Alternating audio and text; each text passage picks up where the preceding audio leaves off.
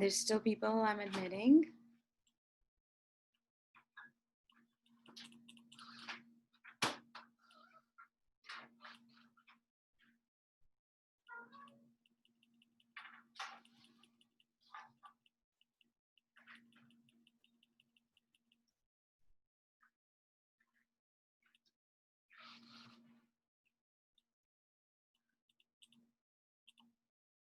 Okay, I think we're good now.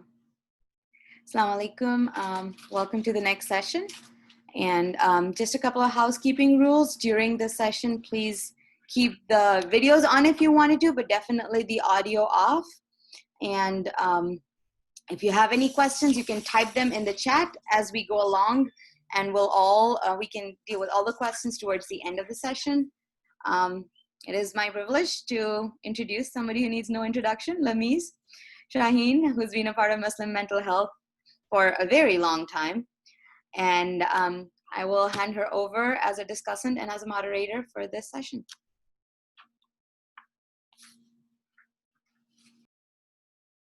Thank you so much. So I'm really humbled to be moderating this discussion today on such important topics. Today's panel is going to start with a conversation by Nadiah Mohajir on responding with RAHMA, how to support survivors of sexual violence in the Muslim community. Will be followed with a discussion by Lamba, Aziz-Hanifzai, and Wali Abdul. I'm so sorry, I should have asked first. Hanifzai, on the generational impact of interpersonal violence in the Muslim community. And then we'll end with a conversation by Alia, Salem, and Sara, Bawany, on facing abuse in the community, thinking about trends from 2017 to 2019. I'm positive this is going to be a very, very informative dialogue. And then we'll go ahead and, like Dr. Husla said, we will end with Q&A. So let's go ahead and get started.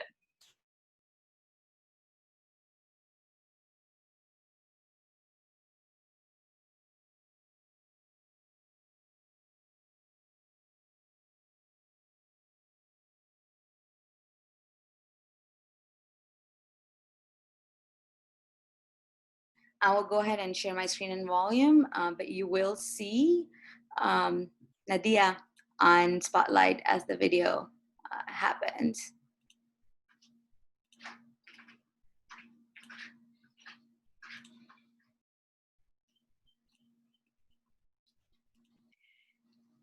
Assalamu alaikum, everyone. My name is Nadiah Mohajir. I'm Kinza Khan. And we are here today to talk to you about supporting Muslim survivors of sexual violence. We work for the organization HEART, which is a national organization that seeks to promote sexual violence literacy and sexual violence prevention in Muslim communities. And we do that through our 4 programming arms, which actually happens to be our acronym: Health Education, Advocacy, Research, and Training. So oftentimes we have interactive workshops, both in person and virtually, as well as health education materials on our website, so that people can feel informed about a lot of the critical issues that are pertaining to sexual health and sexual violence. We also provide advocacy for survivors who may need additional information or referrals to the services that they are looking for. And then we do research with academic institutions to build our knowledge and empirical data around the needs of Muslim communities. And finally, we train professionals and mainstream organizations, as well as Muslim institutions, on how to better serve the needs of Muslim communities. This lecture will be focused on helping folks think about what we need to do to be supporting survivors. We're also going to introduce our RAHMA principles and how and when to use them. And we're also going to help people understand the importance of being trauma-informed while supporting survivors. But before that, we wanted to just kind of set a foundation by going over some really important definitions of words that we'll be using throughout the presentation. The first one is sexual violence. And the way that we define sexual violence is all unwanted sexual acts, whether harassment, abuse, or assault, committed against another person without that person's freely given consent is sexual violence and could be prosecuted as a crime. The key words here are without consent. Is really the key here in terms of what is actually attributed to sexual violence. And I want to also acknowledge that sexual violence ends up being a very big umbrella term and actually is a spectrum of violence. So whether we're talking about harassment or all the way to rape, there's a spectrum in between that consists of sexual violence. The next word that we want to define is trauma-informed, which is a strengths-based framework that is grounded in an understanding and responsiveness to the impact of trauma that emphasizes a physical, psychological, and emotional safety for both the provider and the survivor. And it creates opportunities for survivors to rebuild a sense of control and prevents opportunities for re-traumatization. And finally, we wanted to talk about victim-centered. We often talk about what does it mean to build victim-centered interventions and victim-centered communities. And by victim-centered, we mean that it is a systematic focus on the needs and concerns of the victim in order to ensure that the compassionate and sensitive delivery of services is done in a non-judgmental way. Moving on, we just wanted to sort of introduce some of the statistics of, sexual violence and what we know of how big the problem is in our country. And we know from mainstream data from the National Sexual Violence Resource Center and the CDC and other organizations that 1 in 4 girls and 1 in 6 boys experience some form of sexual violence before the age of 18.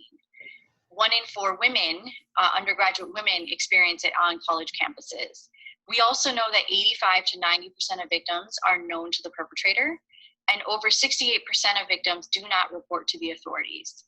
And we also wanted to sort of bring up what this data looks like similarly in Muslim communities. And right now, there's very, very limited data. And in fact, we're in the middle of conducting a few studies around trying to gauge the prevalence of sexual violence in our communities. And initial data is showing that the prevalence is very similar. About 20% of people are reporting having experienced sexual violence. And some of our anecdotal data is showing that the percentage of people who don't report is actually higher than 68%. So there's something happening here where victims don't feel comfortable reporting the violence that they're experiencing. This slide is a visual depiction of why victims don't tell.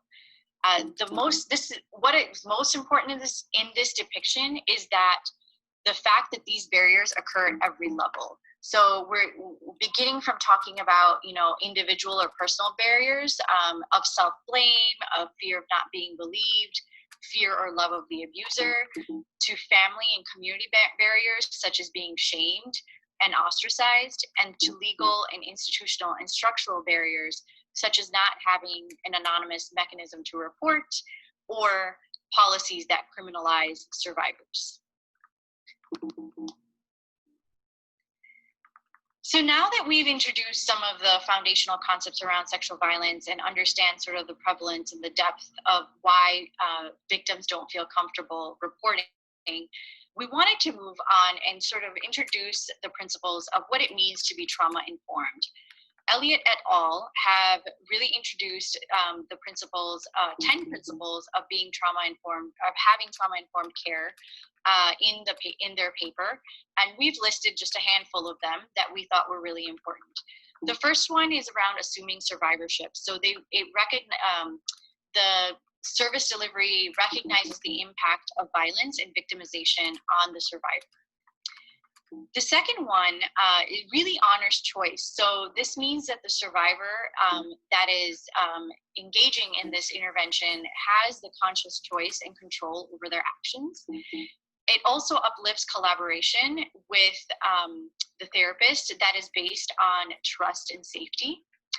And finally, it also considers the cultural context of the survivor and accurately and appropriately responds to their needs. So now from here, I'll talk about the RAHMA framework, which is the main framework that we use. So compassion is a core value of Islam, compassion being the translation of RAHMA. And how we respond to a survivor in the moment of a disclosure can be extremely transformative. It's very important for them, because if we don't respond well, it can actually be re-traumatizing. And this is true for everybody. So everyone should know how to respond to someone in the moment of a disclosure, even if it doesn't come in our professional capacity, because we can, in a social or informal way, be someone who someone discloses to. So it's very important for everyone to know. And then with RAHMA, these principles relate to the survivor who is disclosing. We're not talking here about accountability or about the person who is abusing in this situation. And so our supporting of survivors in this moment of crisis is an entirely separate process from the accountability process. So in RAHMA stands for respond by listening, affirming and believing the survivor and what they're saying. And this includes not really questioning, their truth of what happened, honoring their cultural and religious values, which keep in mind there's subcultures even within Muslims, and so honoring those subcultural values, maintaining privacy and confidentiality, and then assisting with providing resources to them. So how can we challenge the barriers and respond with RAHMA? We're going to do a case study here just to kind of implement these. So a young woman experiences sexual assault by her fiance, and she does not seek help because she doesn't want her parents to know, given that their wedding is very close. That Friday, she attends a congregational prayer, and she hears the imam talk about zina, premarital sex, as being any sexual contact. She decides she wants to talk with someone, but the mosque doesn't have any trained professional for anonymous counseling. A friend convinces her to get a rape kit administered, but at the hospital, she's told that the time frame has passed. She is afraid to go to the police because her abuser is a Muslim male immigrant. So we're gonna see how these different levels play out in this story. And so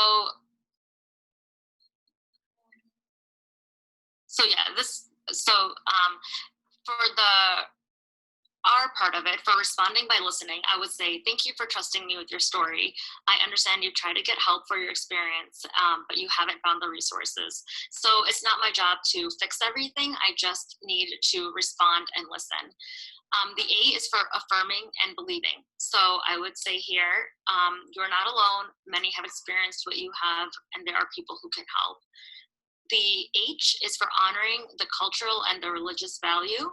So here, something like, I know you're concerned about how your parents and other family may react to this, given that the wedding is so close, and there may be important cultural considerations for you to think about.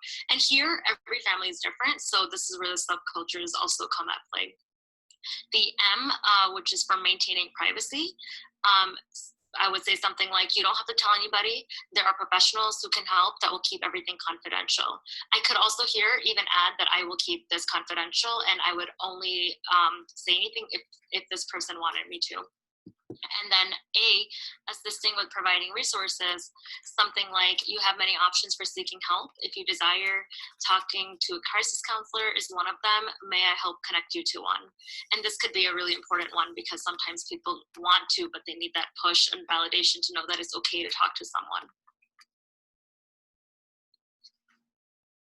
So this is a resource on our website that we have that we've developed that can help with the A part, which is assisting with providing resources.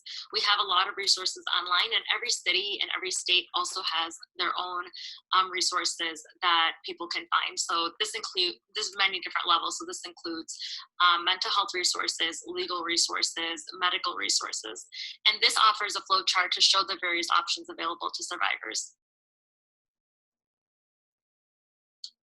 And then finally, we wanted to uplift our most recent survey, which is exploring the burden of sexual violence, sexual dysfunction, and spiritual abuse in Muslim communities. Mashallah, we already have close to 500 respondents, and we're hopeful that this will give us a deeper understanding of the issues facing Muslim communities.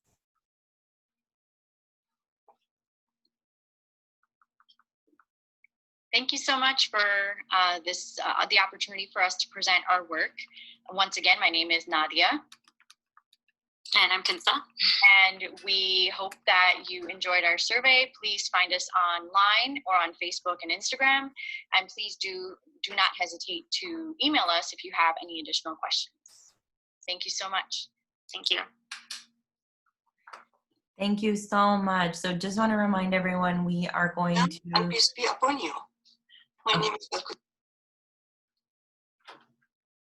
Oh, sorry. Just wanted to remind everyone we're going to hold the Q&A till the end. So we'll start with our next presentation now. Thank you. Sorry about that. I just ran into another presentation, but I will put the other one on.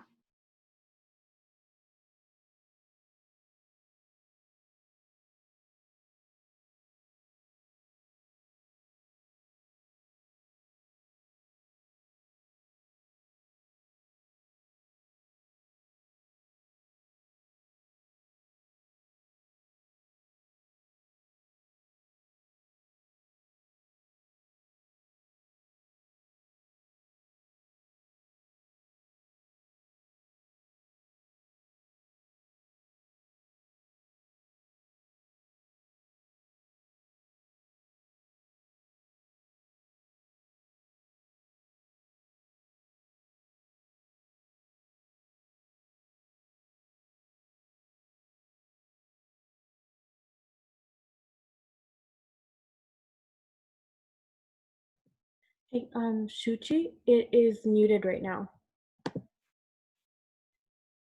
Isn't doing well,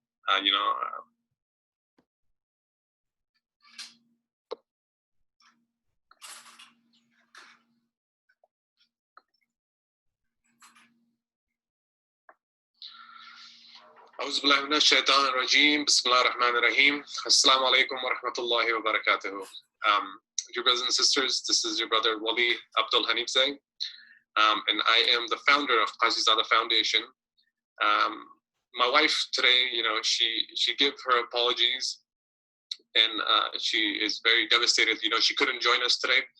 And reason why that is that she isn't doing well.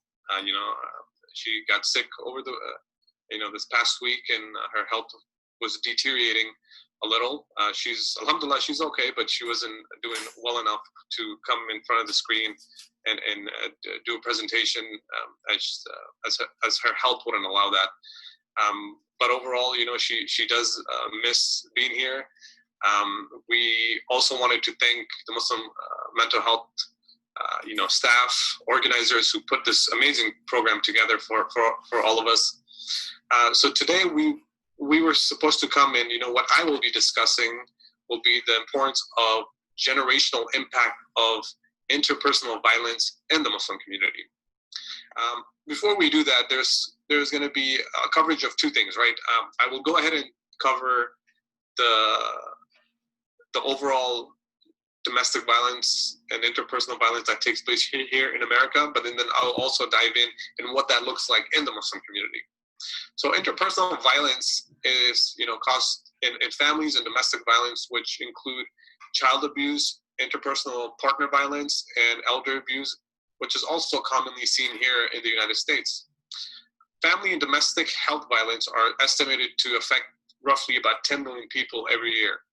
It is a normal public health problem, and virtually all healthcare providers will, at some point, will come across patients or victims that they would have to evaluate, for interpersonal violence. In other words, domestic violence, as we call it. Domestic violence and family violence include a range of abuse, which can look like in multiple ways, right? It can either be economic, it can be physical, sexual, emotional, or psychological abuse towards children, adults, and also elders as well. Some definitions and terminologies we will go ahead and use as we go further. But before we do that, we will go ahead and talk about, what the Center of Disease Control and Prevention, CDC, says. It defines violence as physical abuse, sexual abuse, stalking, and psychological aggression by a current or former intimate partner, right? It is basically, majority of times, it is somebody that we know that causes us, pain, that causes us violence, that tries to hold that control over our lives. Somebody that is very close to you, those are the folks that are the ones that cause majority of the, that give majority of the love and majority of the hardship and pain that people go through is due to their loved ones. Domestic violence and family violence has no boundaries. This violence occurs in intimate relationships regardless of culture, race, religion, or socioeconomic status. Some risk factors we want to talk about as well. There's an inverse relationship between the educational and domestic violence. What they have shown in research is that lower educational level correlates with more likely domestic violence. Childhood abuse is commonly associated with becoming a perpetrator of domestic violence once they become an adult. Perpetrators of domestic violence commonly they repeat acts of violence with new partners, and also drug and alcohol abuse are greatly increased the incidence of domestic violence. As we see, and this is something that is commonly seen as well, anytime I have clients or family members, that have marital problem, I always come to realize that, the young couple that actually have certain issues, or if they have any form of DV in their case study, what ends up happening is that, we always, as clinicians, have to ask, we have to do the biopsychosocial and really go back into time and ask them, how is the pattern of, the family structure within the husband and the wife, basically the parents.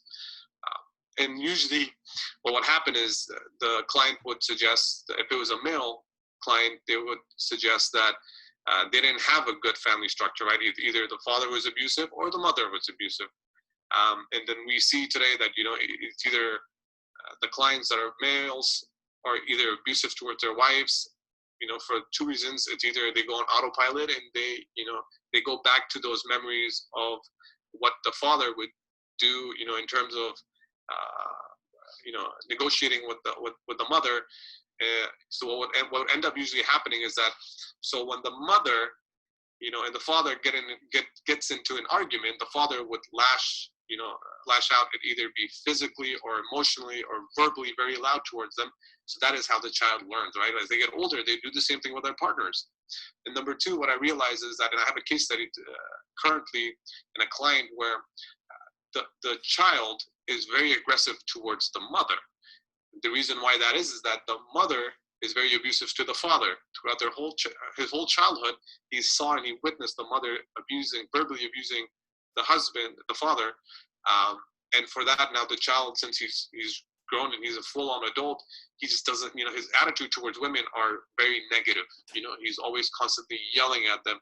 He's calling them name and actually putting them down very commonly. So it's a pattern that we see that takes place. Some reasons abusers need to control, and why is it that they need to control, right? It's multiple reasons to it. Number one is anger management issue. Usually what happens here is that the client or the perpetrator has no control over their anger, right? They didn't have a formal structure built from a very earlier on in their childhood for them to be able to cope, when times of difficulty comes in front of them. Jealousy is another one, right? You have low self-esteem. as they were growing up, you know, they were told that they were not perfect, they were not a good child, you know, the parents looked down upon them, they were victims of other you know, bullyingness. So that all of those things factor into causing or making this individual to become an abuser as well. This person wants to feel inferior cultural beliefs. They have the right to control their partner. You know, what is being taught in the house or in their surrounding is that's what they will internalize, and that is what they will go ahead and use towards their partners. Personality disorders or psychological disorders are involved in it.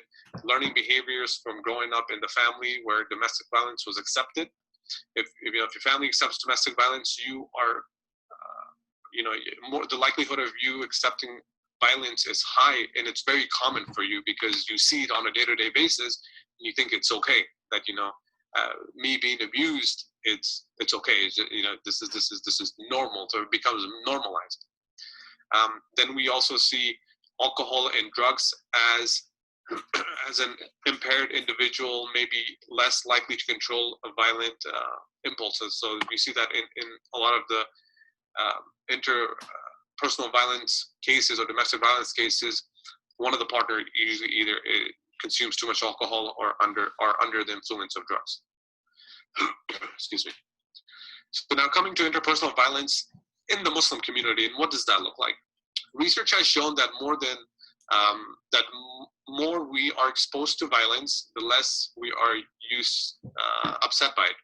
So the research shows that the more we're exposed to violence, the less we are upset by it. And as I said earlier, you become very, you know, immune to it. So the more you're exposed to something, the less it becomes, you know, it is what it is. That's what it becomes, right? And that is what we see in this. That's what research suggests. 48% of Bedouin Arab women reported a lifetime exposures of physical violence.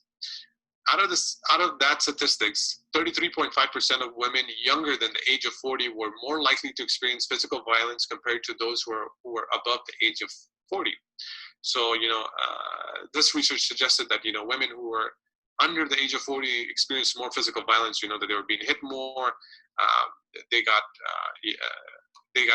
verbally abused more. There was just more violence involved in it that caused, you know, physical damage to the women's body. Bedouini women who were pregnant were less likely to face physical violence, and we know why. That usually, you know, usually the husband knows that the child is there, and they usually kind of not take any precautions on hurting the child. They don't even look at the wife, but they look at the child and say, you know what, that's my child in there. I'm going to make sure that they're protected, which is unfortunate in how they think. But you also realize and you see that the mother of the child is still abused. Muslim immigrants' attitudes towards interpersonal violence. So traditional gender roles. Men are authoritative and courageous, responsible for disciplining women. Patriarchal culture expect women to self-blame and normalize violence, interpersonal behaviors. And we see this a lot, right? In certain cultures, and when it comes to gender roles, men are taught that, you know, we are the head of the household and we are the protectors of the house. So in any cost, we must make sure that anything that a female does, we must be on top of it. And this is why we see a lot of, gender inequality here in our society as well. A good example would be if a son goes out and stays out late, that is okay and that is acceptable by our society. But if the daughter goes out and even goes past 8 or 9 p.m., you know, it's tabooed and it's looked down upon, and that daughter would be punished for it. So this is what it really means. Family integrity and honor, as we know, this is something that we always commonly see in countries and in cultures, in different cultures, where they talk about shame and honor is the core value of the family structure. So what that happens is that what this does is that if something happens within the family, it should stay in the family, no matter who it is. If it's a boy or a girl or a father or a mother, everything that is done within the walls of the house should stay in the house. Either you're abused, you get hit, Even if somebody tries to commit suicide, you have thoughts of suicidal ideations, you keep it in the house. We don't talk to people. We don't want to tell people, right? Everything is good. The family's great. You're doing good. This is just something that your experience is, which is a negative thought. Just, it will take time, but it will go away. That is how it is brushed off, right? And because of that, this is where it becomes very unfortunate for the Muslim community, where we don't see a lot of individuals coming and seeking help right here. And in majority, when it comes to men, right? Men don't come out and they don't want to seek therapy because of this reason, because they were taught from a younger age that, if you go out of the house and then if you share your story, if you show any signs of weakness in terms of showing your emotions, going out and talking to a therapist, even talking to a buddy or a friend is looked down upon. So you're not supposed to do that. And that gets ingrained in men. And for that, they don't come out. I had a case study, so I'll share one of my cases. So I do see clients, aside from doing a lot of administrative work. So one time I had a couple come in, they came newly from Afghanistan. So the wife, what ended up happening was I had one of my staff who was a case manager came up to me and said, hey, it seems that, there might be some form of, relational issues within this couple. It was a husband and wife and they had 2 kids, very young. So I said, okay, what's going on? Any form of abuse, taking place in the household? Did they say anything? So the case manager said no, but it seems that the tensions are high. Whenever I speak to them, it seems that the relationship doesn't look well. So I said, okay, what you can do is, can you suggest to them that, we have professionals here that can help you, who you can sit with, who you can talk to, who speak Pashto and who can speak Dari with you, right? And in a very nice and a great manner. Even our professional, our therapists are, alhamdulillah, they're all Muslims. If that's something that would bring them ease, and they're Afghans, right? So my caseworker went back to the individual, and actually I went there too, to just introduce myself and kind of went through the process of therapy and, what kind of support we provide. So the wife was okay with, seeking therapy, but the husband said, no, we're fine. Everything is okay. So I said, okay, well, and I understand, the dynamic of the household when, for certain Afghan households, when it comes to, when the man says, we don't want to do it, then, you got to respect that too. And you have to you have to show that, okay, you're the head of the household. We understand that. And that is the mentality he has. So, I have to be culturally appropriate to that. Even though we always, we did our best to support the wife, with other services. So what ended up happening is that a month later, after rejecting therapy together, a month later, the husband comes back to me and he wants to see me now out of nowhere. So and this was after a couple of days. I was in and out of the office, but then when I finally met him, I asked him, hey, how are you doing? How's life? How's work? The first thing he said, without even saying anything, that he's doing well, he just said, my wife left me and I don't know where she is.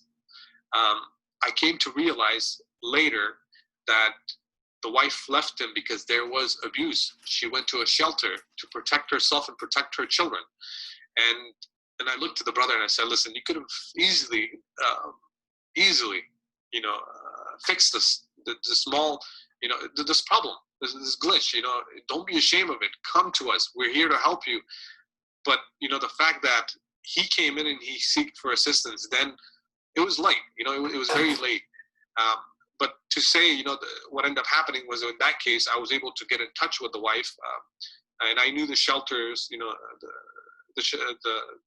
DV shelter folks as well. So we were able to work things out, and we had them do separate counseling. We had the husband come to do anger management classes, and eventually, everything came together, and alhamdulillah, the family is doing well now. But it was simple as that, right? It was easy, very simple, but the person didn't take their time to come in and doing what was good for them. So now coming to parenting styles and abuse. So consistent with findings in the West, there are strong associations between parenting styles and child maltreatment.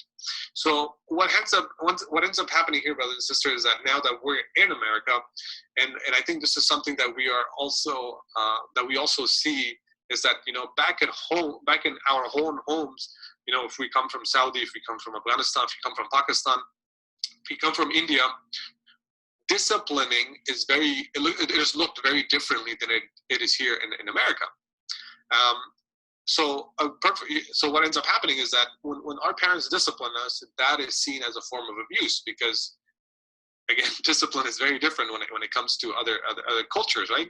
In the U.S., there's a system that is built where, in evidence-based practice, educational courses are built here that works best for the folks and for the children and families in America, that if you follow those guidelines, right?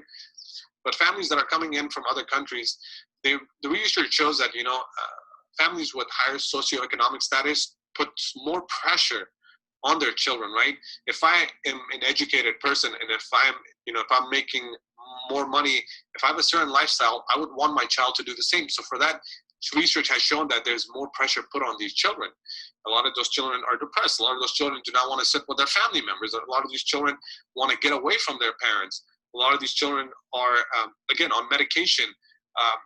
These are implications that we see, right? Some of them are very depressed. Some of them, have suicidal thoughts.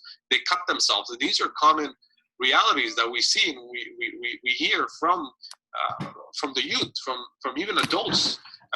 Not too long ago, maybe 6 months ago, I had a case where a young man who was, a couple of years older than me, he was in his 35 or 36. He was being pressured by his family at that age for what he should do and what he shouldn't do when it comes to being a professional. And he's 37 years old, just a couple of years older than me. And I look at it like, wow, that's a lot of pressure on you, somebody who's an adult. But then you see that their family's still pushing. They're trying to push, and they're trying to have him, have him have the best life, the life that they have, but they don't realize that was their life. This is not, the child's life is not their life. It is the child's life, though he has to make his own decisions. So it becomes very problematic there when that takes place. Certain risk factors associated with interpersonal violence, immigration stressors. We see a lot of, families that come here, there's a lot of challenges and stressors due to immigration status, and that causes a lot of problems within the household. Isolation, reason why there's an intimate partner violence is because the victim is far away from his or her household, and they're also far away from their community. So it becomes very isolated, or the perpetrator purposely holds them in the house and cuts all ties to others. Spirituality. We talked about racism, sexism, work-related stressors, a conflict with husband's family, and we see this a lot, with in-laws, how families are not able to really work together in a way where, the husband and wife can kind of come together and create a system for themselves, and then from there branch out and include others. But then, when they get married, and traditionally this is kind of part of the culture, is that when you get married, you are, you're married with the son and with the parents, and that is what we see. Financial stressors, as we know, living in America is not cheap depending on where you live, so that causes a lot of stress on the families. Then we talked again about alcohol abuse by male perpetrators.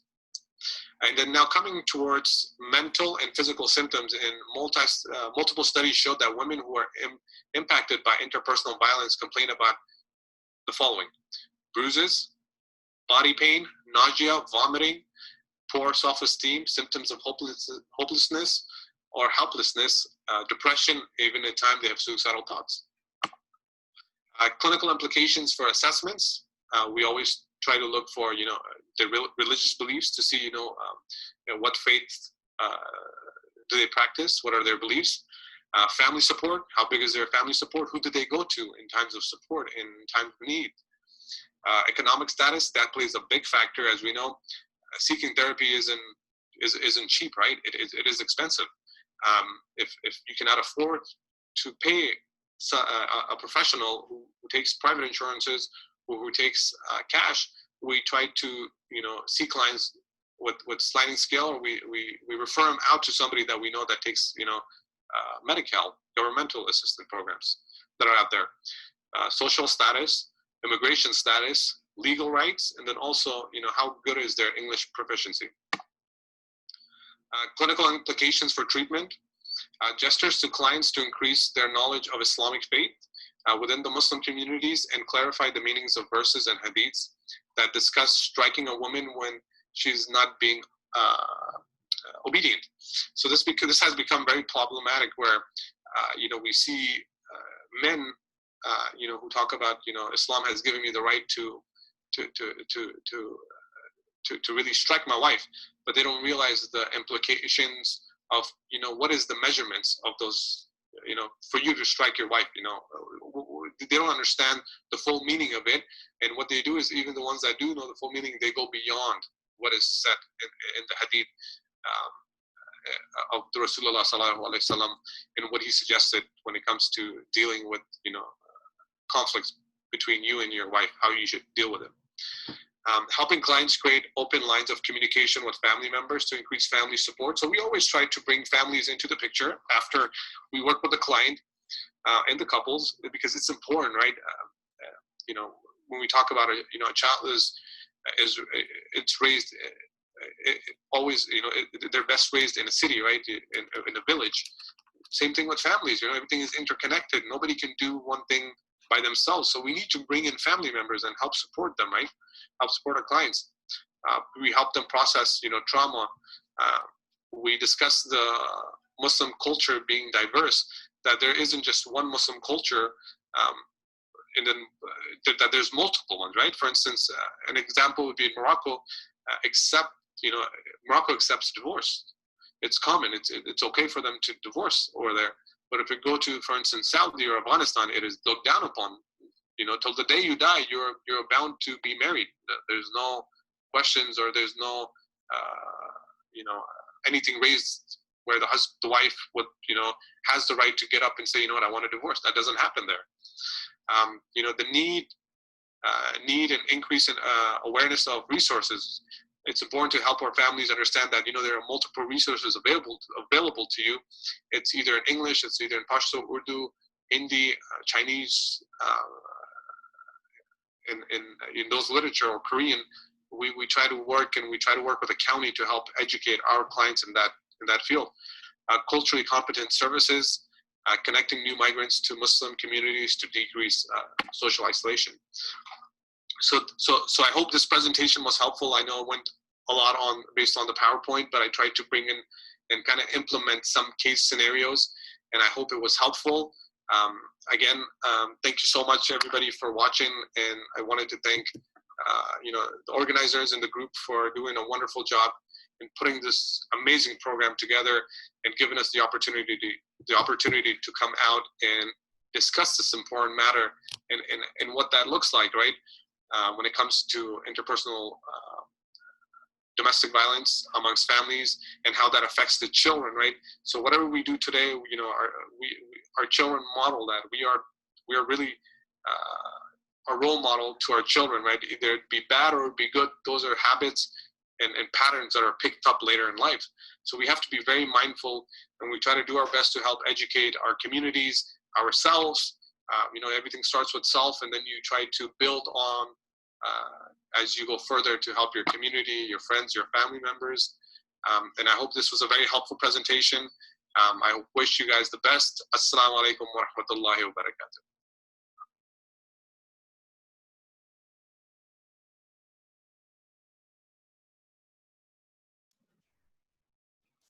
All right, thank you for that. And do we have that speaker on the panel right now?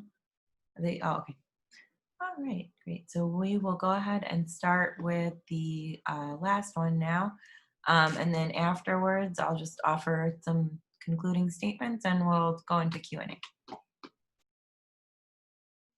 For the next presentation, actually, I do believe we have the speakers on. If you will please turn on your videos, then I can make sure you're spotlighted throughout the presentation.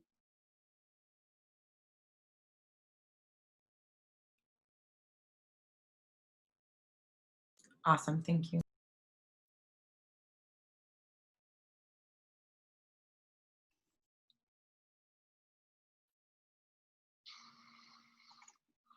Okay, that'll be 1 second.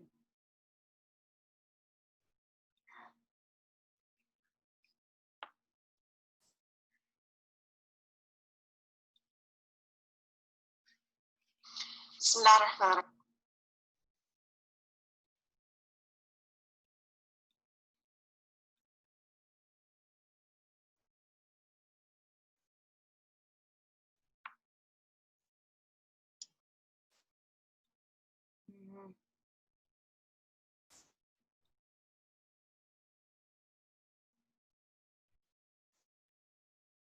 Mhm. There's an audio in your original video, right? Okay, I will restart it and see if it'll play. Sorry about that.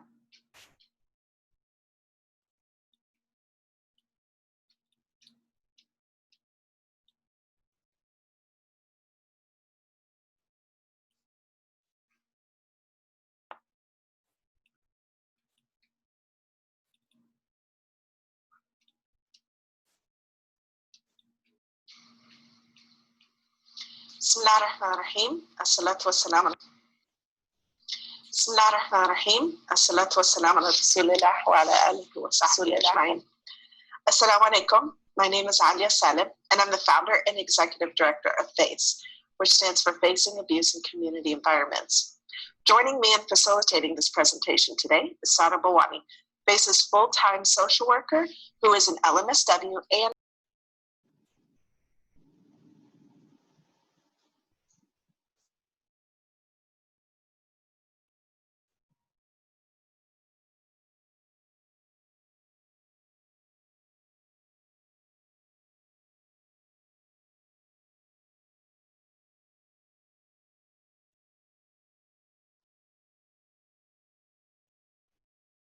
by the highest positions of trust and authority. So a big part of this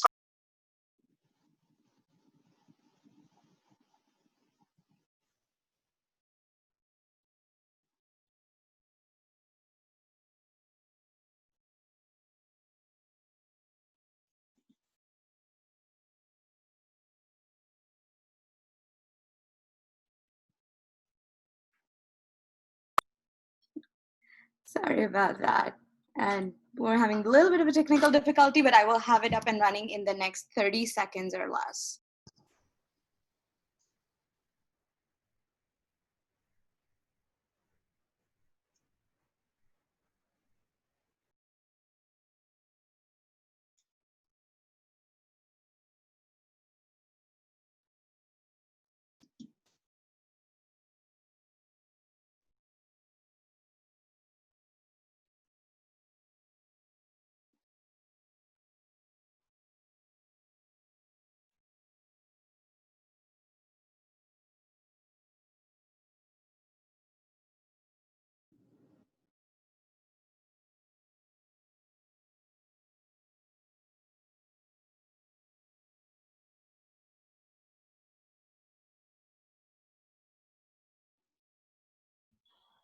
Shuchi, it's still muted. Could you unmute yourself and restart it? case manager.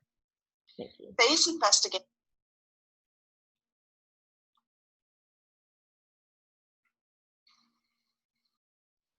Bismillah ar-Rahman ar-Rahim. As-salatu was-salam ala Rasulillah wa ala alihi wa sahbihi ajma'in. Assalamu alaikum. My name is Alia, Salem, and I'm the founder and executive director of FACE, which stands for Facing Abuse in Community Environments. Joining me in facilitating this presentation today is Sara Bawany, FACE's full-time social worker who is an LMSW and certified case manager. FACE investigates allegations of abuse at the hands of religious and community leaders and exposes the substantiated allegations in the hopes that we can help victims on their path towards healing and protect people from becoming future victims. We also provide education and awareness campaigns, as well as helping communities make better hiring and firing decisions for those who occupy the highest positions of trust and authority. So a big part of this problem is that many faith communities, like ours, operate within a decentralized structure without oversight that exists to hold abusers accountable or process and procedures. Most congregations will indeed fire an abusive leader, but they often do so quietly, paving the way for abusers to move on to another community and continue perpetuating harm. So to make matters worse, as members of marginalized and minority communities, we're seeing the weaponization of negative information against Muslims has created such a climate of fear that many victims refuse to come forward out of a concern for drawing more negative attention upon an already besieged community.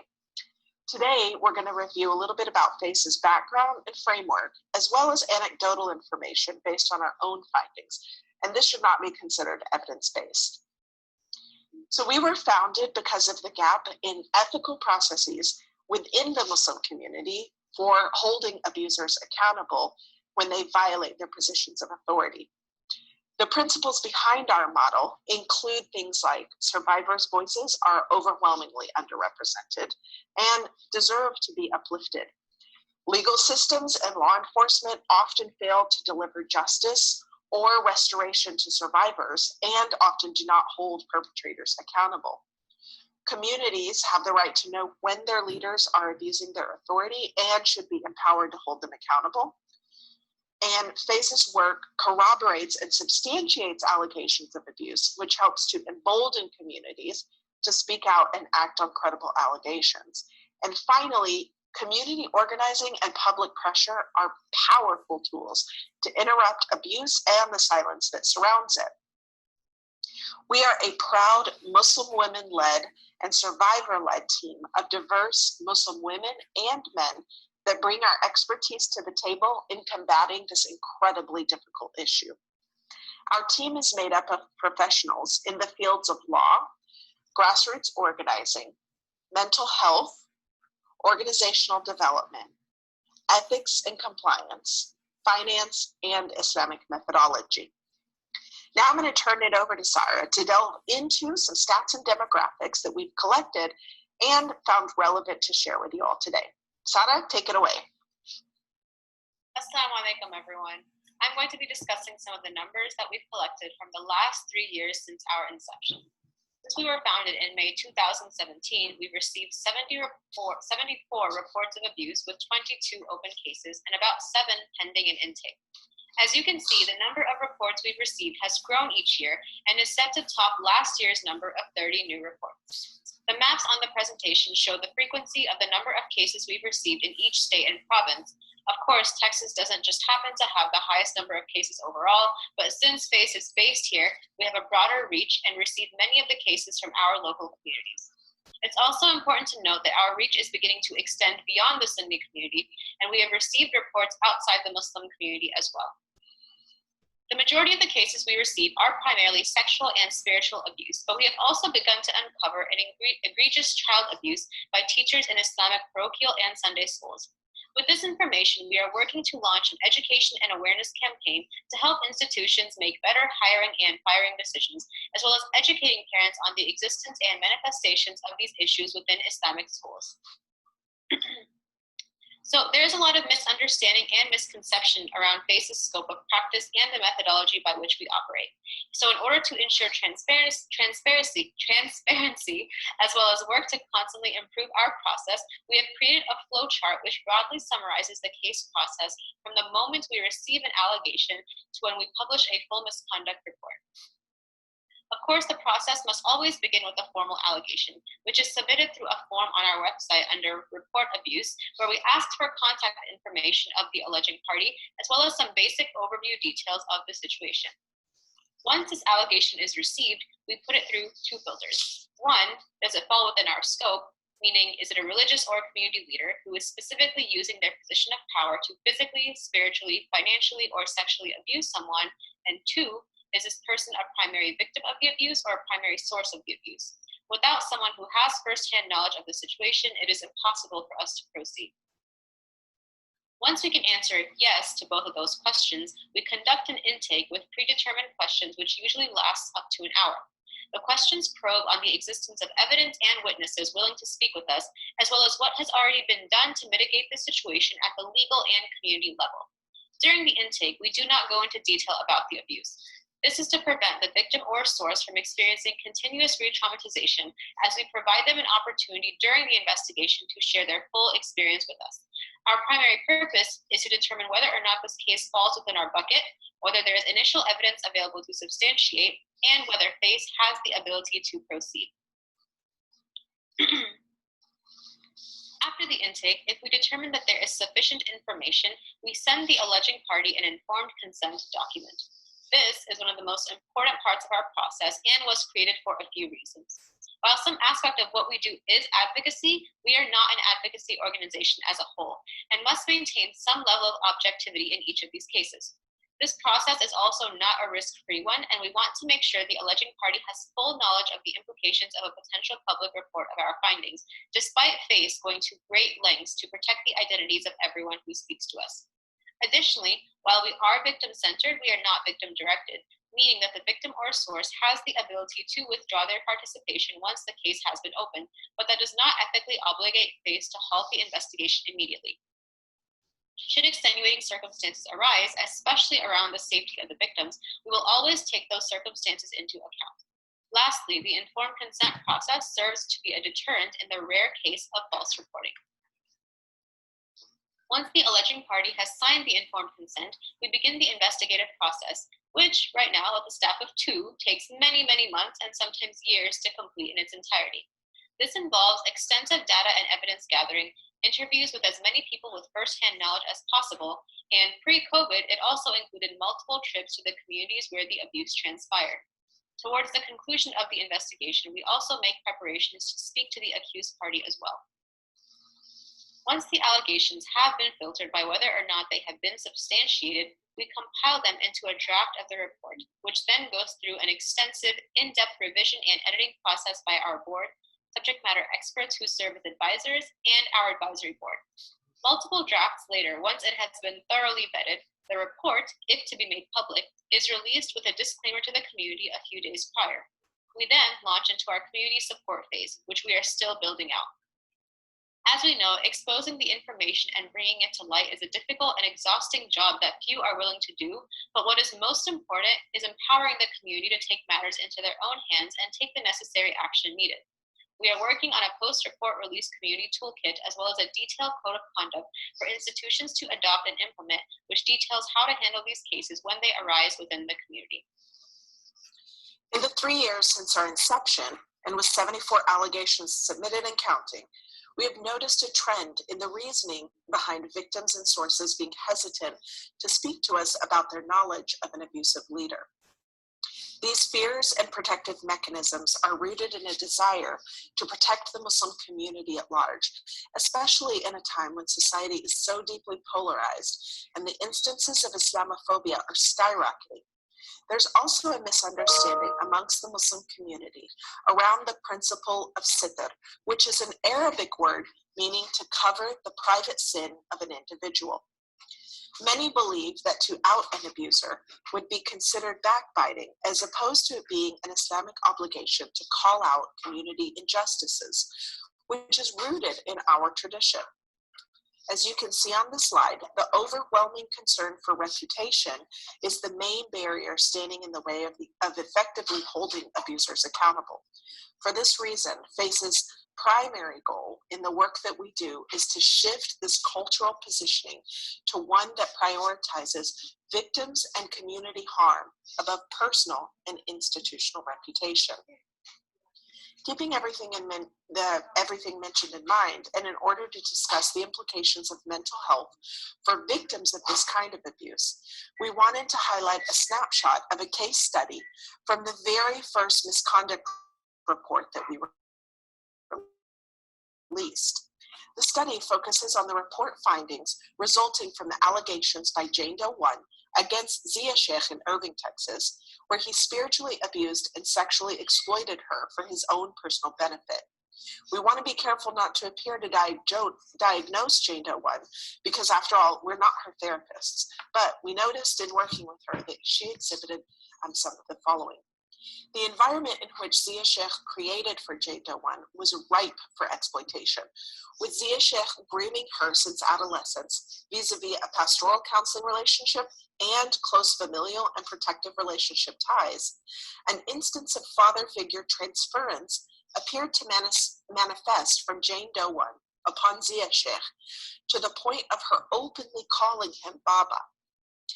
Before the coercive sexual relationship began that Zia Sheikh manipulated Jane Doe 1 into, and especially after, She displayed symptoms of depression and anxiety, as well as symptoms of elevated rage, numbness, insomnia, and flashbacks, all of which are consistent with a diagnosis of post-traumatic stress disorder. She repeatedly sought out Zia Sheikh, even after the sexual encounter, attempting to reconcile with him, even after he had cut her off completely. During this time, Jane Doe 1 exhibited her most destructive and harmful behavior towards herself and others, lashing out constantly against people trying to help and support her through her ordeal, while also experiencing the traumatic reactions of her mother and stepfather, who at one point forced her out of the home. She began engaging in risky behaviors, such as the misuse of drugs and alcohol, and gained a significant amount of weight in a short period of time. She expressed suicidal ideations, both passive and active. She also removed her hijab. We mention all of this not as a judgment, but as a relevant piece of information that will become more important in the next slide. Frustrated with the conflicting feelings resulting from Zia Sheikh's exploitation and subsequent abandonment, Jane Doe 1 vocalized her anxiety and sense of helplessness with her situation, but also with the exhaustive process of a FACE investigation. With little process surrounding the participation framework for a victim within the nascent FACE investigative model, one that did not include the appropriate expectation setting, Jane Doe 1 withdrew her participation in the process around the middle of the investigation. Luckily, FACE had already procured an independent attorney and independent therapist for Jane Doe 1, who were able to use victim-directed models that allowed Jane Doe 1 to have a deeper sense of control over her situation. FACE withdrew from active participation in communications with Jane Doe 1 while maintaining an open line of communication through her attorney. After a few months of the discovery of more victims at the hands of Zia Sheikh's manipulation, Jane Doe 1 re-entered the investigative process with a renewed sense of determination and purpose. We have seen many of our victims since Jane Doe 1 experience all of the above and more. To add insult to injury, survivors like Jane Doe 1 are often re-victimized by their religious communities when they are not believed or adequately supported, which may lead to further social detachment on their behalf. In the work we have done for the last 3 years and are continuing to do, we have become very familiar with the perfect victim fallacy. This is the idea that every victim handles their trauma similarly and will react the same, especially the fallacy that they would or should be grateful to those trying to assist them through their trauma. In the Islamic context, the perfect victim fallacy would place disproportionate emphasis not just on the victim's reaction, but also on their character and background as a whole, such as, for example, whether or not they wore the hijab, were practicing Muslims, engaged in risky or haram behavior, or were intimate outside of marriage with another person. It is these fallacies that, when internalized, prevent people from taking victims' allegations seriously, paying adequate attention to the needs of victims, and being mindful of their individual healing and grieving processes. It is with all these considerations in mind that FACE aims to cultivate an environment that provides victims and alleging parties with adequate protections and expectations so that they may participate from an informed and supported position. This would allow them the necessary control to provide meaningful consent when they come forward to seek solutions, while also protecting the integrity and ethical framework of FACE's work. This is the conclusion of our formal presentation. We are so grateful for your time and attention to this important matter. This is our contact information below. You can also text the number below, and our email, info@facetogether.org, will go to the both of us. I also encourage you to visit our website, www.facetogether.org, and specifically check out the misconduct report sections. Jazakallah khair. Jazakumullahu khairan to everyone for listening, and we look forward to your questions in the next segment of this presentation. Thank you so much. Assalamu alaikum.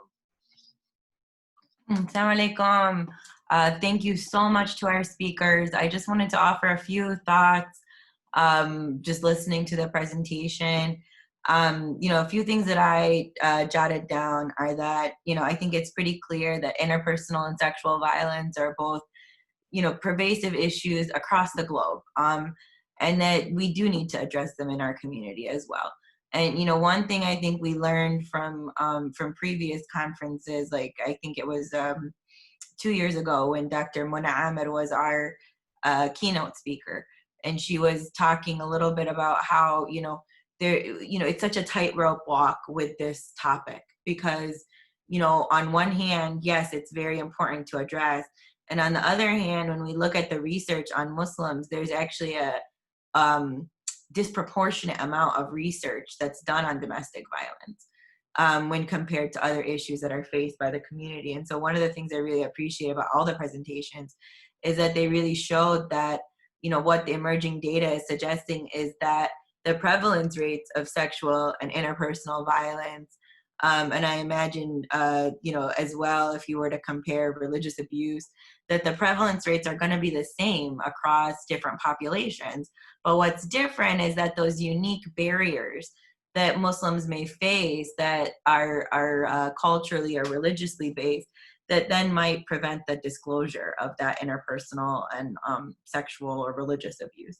The case study that the first presentation went over demonstrated the multiple layers of barriers and challenges that an individual could face after experiencing sexual violence. It also demonstrated that the trauma-informed care model can provide Muslim practitioners with a good framework to better understand working with survivors of sexual violence. These painful experiences not only should be seen through that professional lens, but also through the Islamic concept of RAHMA, or mercy. And Hart did a great job outlining that conceptualization of RAHMA, which involves listening, affirming the survivor, honoring cultural and religious values, maintaining privacy, providing resources, and so on and so forth. And when we talk about, you know, interpersonal violence, it's, you know, very similar types of etiology and similar types of issues that that go on, right? And we know from the data on interpersonal violence, just looking at any community, that it's learned and that it's normalized, and that it can be exacerbated by certain factors such as substance abuse, or, you know, other types of things that might increase impulsivity. And again, in this population, we see that with Muslims, there are some unique cultural trends that may shape the experiences of Muslims with interpersonal violence. And the case study that was presented really demonstrated that culturally competent care can help bring ease to individuals struggling with interpersonal violence, but it's a double-edged sword. At the same time that with that cultural competence, some difficulties might arise for the clinician. So what do we do when cultural or religious values of one family member are in conflict with the safety of another family member? And what our last presenters did was they really gave us a nice big picture example, understanding of what's going on in the community with religious abuse. They offered us a comprehensive model for holding abusive religious and community leaders accountable. The process they described started with a formal allegation assessment of whether the situation was in the purview of the organization, and then of course conducting an intake, gathering evidence. And that entire process, what stood out to me about that is that it really centers the survivor, and it centers holding people accountable. The presenters also addressed main objections to not reporting abuse. And one of the things I also really appreciated there was that they provided a religious understanding that prioritizes accountability and support for survivors, which I think ultimately will lead to a stronger ummah for us all.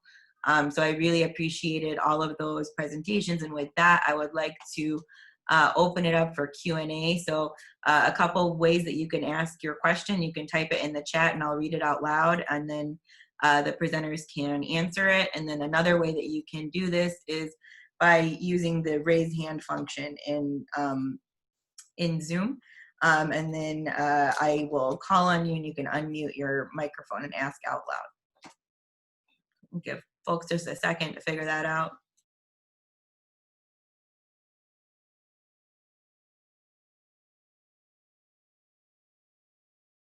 Maybe I can ask a warm-up question while our audience is thinking of some questions. Is that all right? Because I want to make sure I hold all we get use out of all your time. Okay, so I know the speaker from the second presentation isn't with us today, but I wanted to offer a question just maybe for the whole group to just ask and see if you have some ideas about this. But one of the things that really stood out to me was this sort of conflict or challenge between the husband's values, right, of, you know, I'm the man of the house or whatever that means, and then the abuse that was going on of the wife in that case scenario. And so what do we do to honor someone's cultural values while also balancing the need to keep everybody in that family system safe?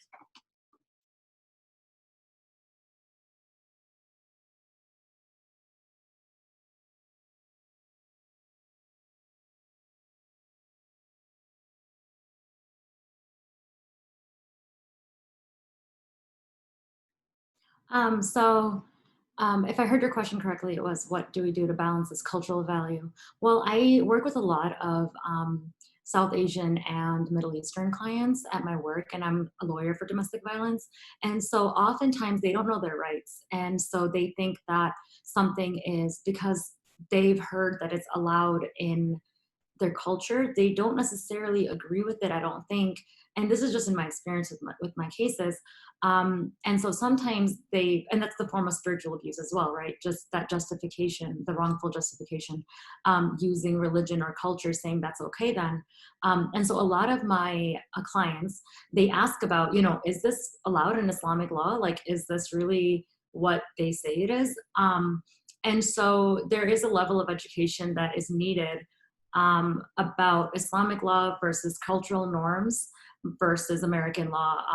And for me, I have to often tell them that just because it's culturally justified in some of, you know, in some of these subcultures and whatever, that the American court is not going to care about that. And I have to differentiate between Islamic law and otherwise. So just like all of us kind of have to at some point differentiate, you know, what's culture, what's religion, what's societal norms and all of that. I think there's an element of that kind of educating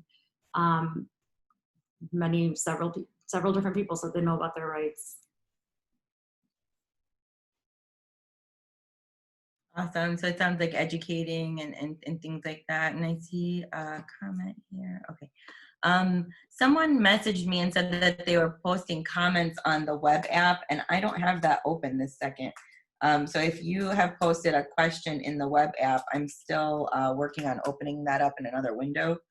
So if you could unmute yourself or raise your hand and ask it out loud until I get that figured out, that would be really helpful. There's a comment in our chat if you want to look. Oh, okay, yeah. The comment in the chat says it's important to first understand that not every cultural practice or concept is right, and that being educated on the differences of cultural practices versus religious practices is crucial. I think that's true.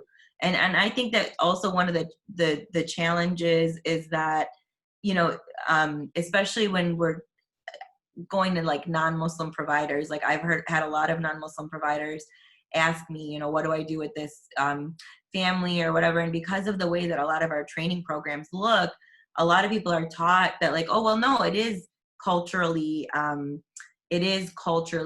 congruent to allow this to occur. You know, that I don't feel comfortable as a white practitioner challenging this behavior or whatever that might be.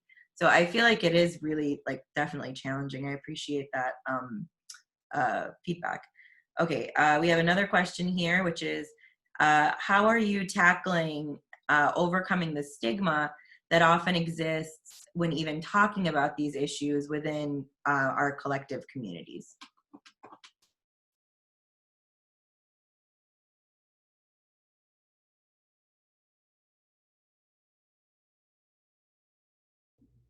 I'm Nadiah. I'm happy to jump in if that's okay. So, I mean, the stigma thing is you know, something that is very common in many communities of faith, as well as a lot of communities of color. So, you know, a lot of times it's really important, as Kinza mentioned about the education, it's really important to also sort of think about how to meet the community where they are and sort of use some of the terms that resonate with them. So the RAHMA principles are actually something that was a very intentional decision on our part to actually sort of use that word in and of itself to teach people on how to respond to a sensitive disclosure, not just of sexual violence, but really any kind of sensitive disclosure there is. And it's, you know, using values that resonate with the communities that you're trying to work with is often something that we have found useful at heart. And so, for example, we have the RAHMA principles. We also have another framework around amana and adala that, you know, we could talk about later. But so it's really just about like learning what resonates with the communities and trying to use their values to create an understanding around shared values. And once you can create those shared values, it becomes easier to sort of talk about, you know, whatever sensitive topic is at hand. Thank you so much. Okay. This is Alia. Oh, go ahead. Yeah. I just wanted to add, to build onto what Nadiah was sharing with respect to, you know, like what we've done. And when we started FACE, it kind of, a lot of people felt like it positioned what we were doing as some sort of attack on the Muslim community. And we knew that it was going to be a really long journey of trying to get buy-in from the community. And we're still definitely in that phase, but I think it's super critical that we understand that our community is at one spot, and those of us who are professionals are in a completely different space. And you know, like when we're here at the MMH conference, or in January we were at the RAHMA conference, and they got it for the most part. Like we didn't have to do all that legwork, but we have to understand that the community at large is just not there. And so being patient is super important. Helping people understand that the reason why organizations like HEART, like FACE, why we exist is because we are a part of this community, because we want to provide these services for our, you know, for our people, and that it's important that we create the narratives that help serve you know, the needs of the community and all the different various ways that exist, but that also we create institutions and organizations, and this goes a lot to what Nadiah was saying about racism within the community and anti-Blackness and so on and so forth, that we create institutions that are made up of people that are broadly representative of the Muslim community at large. And so that's another thing that we try to really focus on, is the people we are bringing in. We don't want to be known as the Arab organization or the Daisy organization or the whatever. We want to be known as the Muslim organization that's dealing with this particular issue, and that understands the different cultural sensitivities that we're coming at. In addition to the brilliant work around creating those frameworks like RAHMA and Adala, but also in the that we understand the cultural dynamics at play, and that we try to have principles that are rooted in the experiences that a broad, you know, cross-section of our community experience, whether it's Sunnis, whether it's Shia, whether it's Ahmadiyya, like that there's a broad collection of understandings, cultural backgrounds, ethnic backgrounds, etc. So being patient and doing that, you know, emotionally exhausting work of just towing the line and saying we're here and we understand your concerns, and trying to help, you know, translate that for them is important. Thank you so much. I appreciate that answer. We have another question here, and then just want to remind everyone, if you have any questions you want to add or anything you want to add to the dialogue, just type it in the chat. So the question we have here is, a lot of people are involved in training as well as collaborating with imams and other Islamic chaplains, and we're noticing that their language around mental health is changing. And so the question is, are you noticing any shift in how religious leadership is talking about spiritual abuse?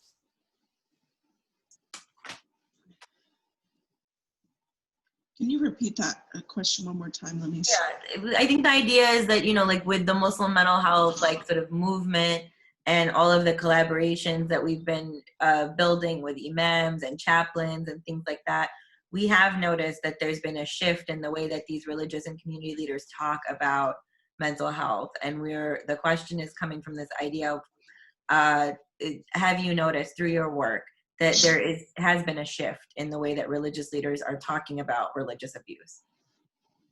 Absolutely. We are seeing there's still such a long way to go, so I don't want to overstate it, but there has been a palpable shift in the way that we're received when we talk to people. We noticed that, just speaking from Face's background, we noticed that in the beginning, there was a lot of hesitancy to even talk to us, especially religious leaders even wanting to talk to us. And now we're receiving reports from religious leaders, we're receiving support from religious leaders, and then the community at large. Early on, one of the things that happened when we were coming out with the Zia case and when the Noman Ali Khan scandal, you know, kind of broke and whatnot, there were people who were calling us feminazis and imam hunters and, you know, these terms to try and pit us as these enemies of Islam. And now we're not seeing that. We're seeing people who are behind the scenes, religious leaders who are behind the scenes, you know, say, no, you know, what Face is doing is right. We have to do this, because what a lot of people need to understand is that imams are front line.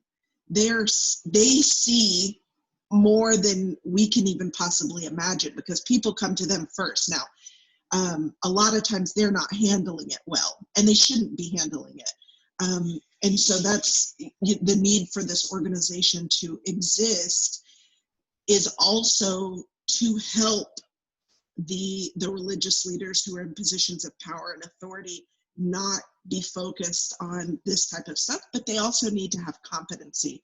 And two really important factors in organizations that I think have to be mentioned is the work that Dr. Mattson, Ingrid Mattson, has put in with the RAHMA project and with challenging her peers and bringing this conversation to the forefront with her peers and those who are in her circle in a position of leadership, and also the work of Salma Abu Jadiri with Peaceful Families Project and the work that they're doing around training imams, working with Imam Majid in the Adams Center and creating these frameworks of helping to train mashayikh, chaplains, scholars, etc., on the frameworks around interpersonal violence, sexual violence, domestic violence, religious leader abuse, and giving them the language, giving them the metrics, the data, just to comprehend what it is that they're seeing and help them understand that it's okay, that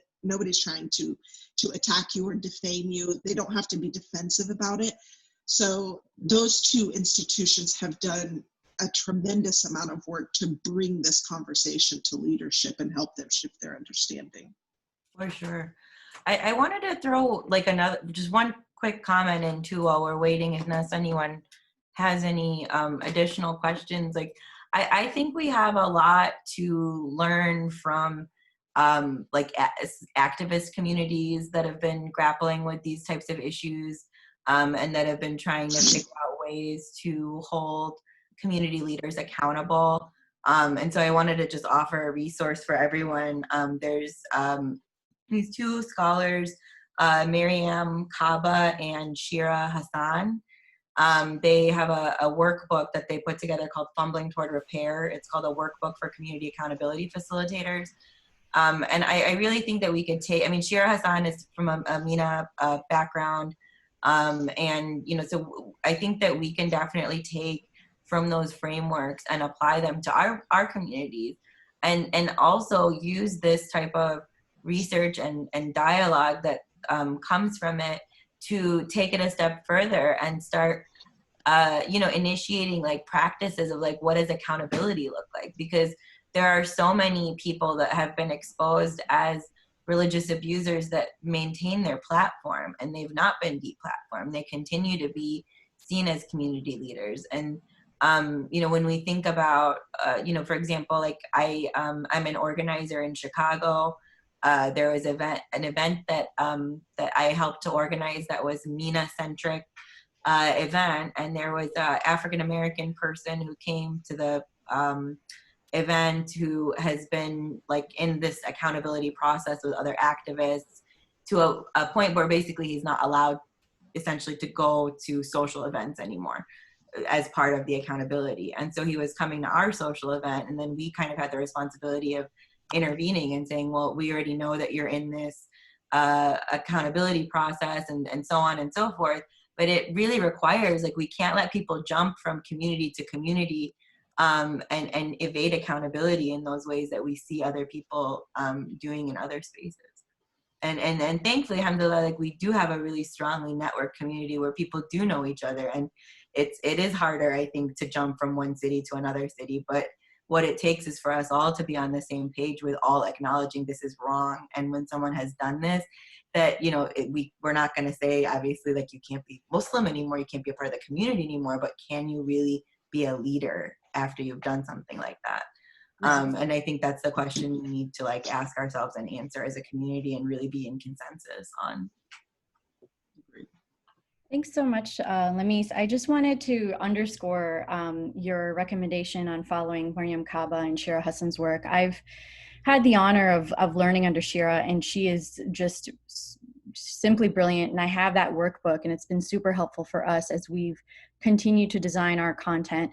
And I just wanted to also just reiterate your point about learning from activists, and why, to Alia's point earlier about the HORMA project, why I think that is such a brilliant achievement for our Muslim communities, because for the first time ever, the HORMA project was able to do just that. It was able to bring together, traditional scholarships and academics in the field with grassroots activists, and sort of have this learning circle where people could exchange information, network, and just really just learn from each other and develop what I believe is really important for this work to move forward, which is a shared understanding of, what gender-based violence is, what spiritual abuse is, and, what are the root causes of that.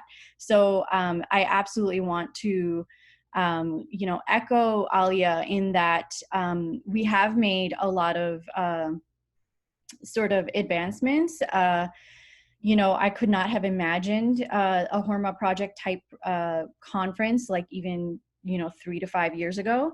But that being said, I also want to to Alia's point about not overstating it, I think it's really important to also think about how the response to this work varies depending on what community you're talking about, depending on, who the leadership is, what kind of respectability politics are played.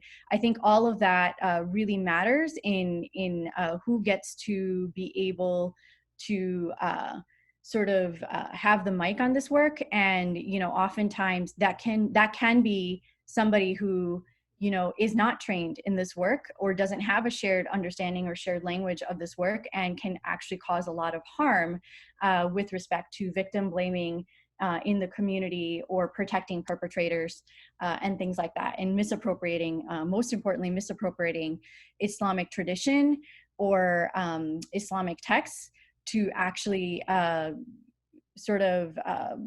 perpetuate the violence that's occurring in our communities. And so I just want to acknowledge that we still have a long ways to go, especially with the sheer diversity that we have in our communities.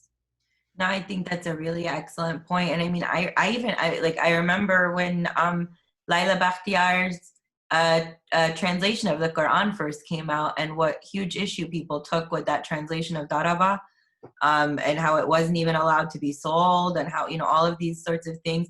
So, I mean, I think we have moved forward, and we are moving forward.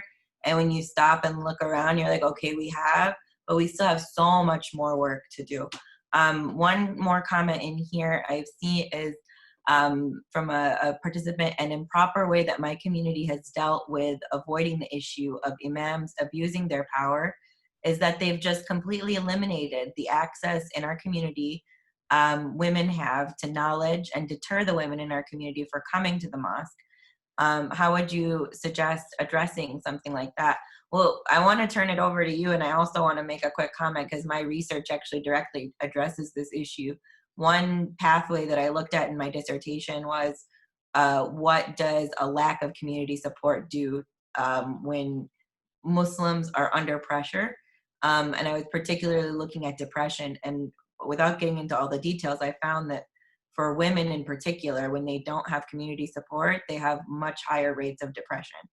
And so, you know, it's very clear that like eliminating women from the masjid is really not the answer here. Like isolating women further isn't the answer.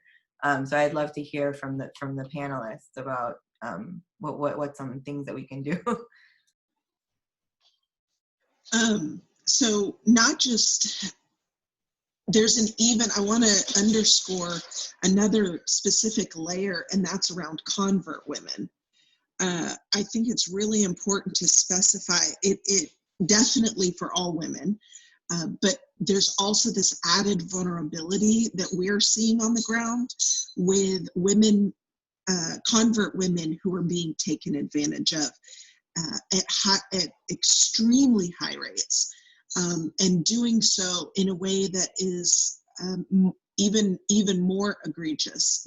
Brand new converts who are being, drawn into these situations where they have no knowledge of how to navigate this from an Islamic perspective. And I really have to say that, we can do all of the amazing, brilliant education that can come out there. But if we do not change the culture that exists within the community, if we do not change the way that we look at women, and if we do not dismantle the systems of patriarchal, overlording that exists, that doesn't allow women to feel like they have a place, to have a seat at the leadership table. There is a running joke about the sisters committee at the masajid, and it's like, it's trash. We have to get to a point where women are seen as equal. We are not seen as equal still in 2020. We're not seen as equal by the vast majority of the Muslim community until we change that culture that exists, that provides that space for women. And I certainly do not have all of those answers, but I know that part of it has to do with creating these networks within circles like the Muslim Mental Health and the RAHMA Project and the activist groups and orgs and coalitions. It really centers on building power and being unapologetic in our pursuit of our rights and our place in this community, making sure that we are unapologetic about being women-led, survivor-led, etc., and creating these spaces in our vision, like making sure that these spaces work for us. And if it means, coming in there and just taking our space, then that's what it's going to have to mean, because it's not going to just be handed over. And making sure that we have a collective group that is representative of all women and all backgrounds is essential in that process. Because if we don't change the culture that exists, it does not matter how many presentations we do, how many Facebook Lives, how many handbooks we come out with. Those are all critical, important. But if we don't change the culture, and if we don't raise generations of men who understand that, that's just one aspect of a perspective that I wanted to share. Thank you so much. No, those are all amazing. I mean, those are really great points.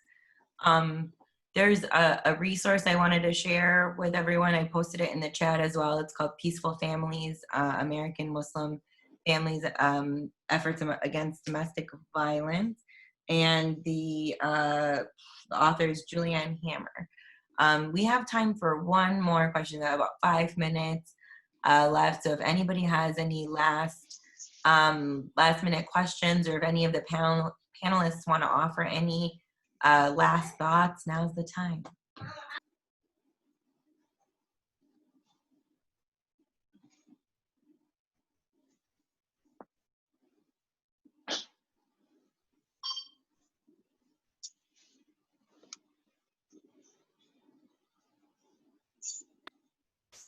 I'm a therapist, so I can really do like super long pauses. I've been teaching on Zoom for 6 months now. So there is a resource shared to me over on the chat, and I just want to share it with the group. It said another resource that might help is a Qamun, Protectors and Maintainers, published by Taha Publishers.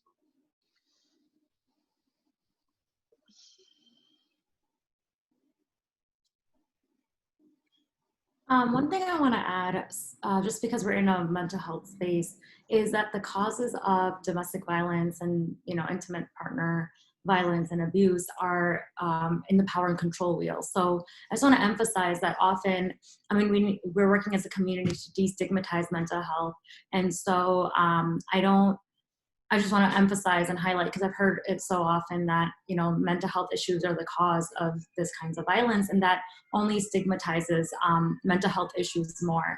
And so just seeing the power and control dynamics and how they play out in being a root cause, and that includes misogynistic societies and our cultures in which we're raised and educated from different lenses and different, depending on who we were taught anything from. There's so many microaggressions even in that, and that starts from a young age and a lot of early conditioning. So it's on us to kind of notice that and kind of recondition ourselves, or become aware of all of our biases and all of our own place in the system as well. And so seeing how mental health can play a role in a situation, or how it can maybe contribute to someone acting a certain way, but not, and even that I say that loosely with a maybe, but not as a cause of domestic violence and sexual abuse, is extremely important. Nadiah just pointed out a power and control wheel for sexual violence. I really like the heart one, because it includes spiritual abuse, and it includes it from a Muslim perspective, which is really important. So for my Muslim clients, I show them this one because it is really different.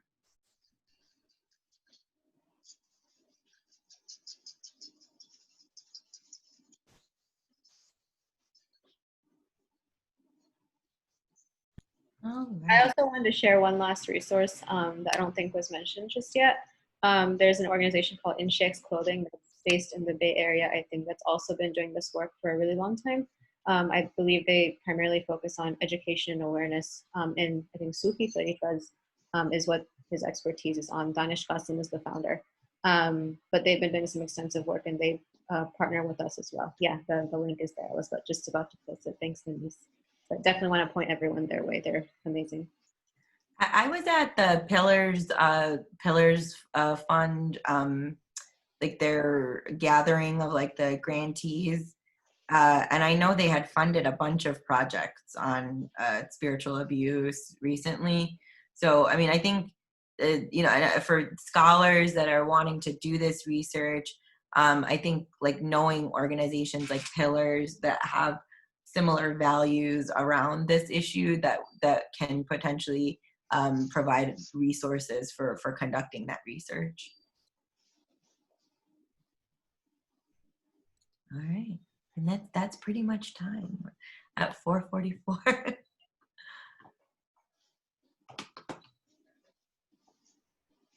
Thank you so much for making space for this panel. We really appreciate it. Thank you to all of our panelists. This is such an important topic. I'm glad to see that the conversation deepens every year. And I'm really I'm looking forward to hear how we're addressing this issue in years to come. And I thank you all for the important work that you're doing in the community. Assalamu alaikum, Lamise. This is Farha Abbasi, just quickly. Really appreciate this panel. This just speaks to how many taboos and how many areas we have been able to address and come to. And it's just, thank you. Thank you so much for this work. And thank you for this great panel.